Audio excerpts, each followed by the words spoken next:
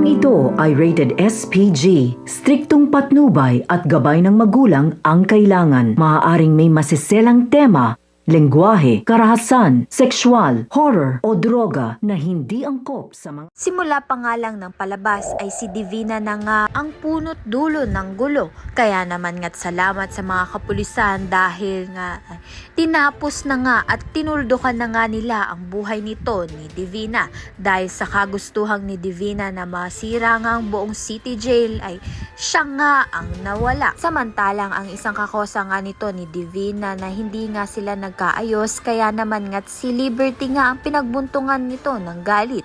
Kaya naman nga't mapapahamak nga ang buhay ni Liberty sa loob nga ng city jail. Samantalang ligtas naman nga itong si Charlene at si Princess. Ngunit ito ngang si Raymond ay natamaan nga ng bala ng baril nito ni Divina. Kaya naman nga't wala na ngang saysay na panghabang buhay pang makukulong itong si Divina sa city jail kung gulo nga lang ang gagawin niya.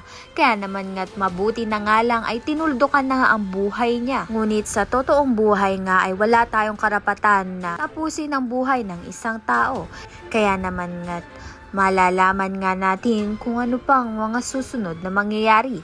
Ayan at iba pa ang dapat nating pakaabangan. Maraming salamat sa iyong panonood.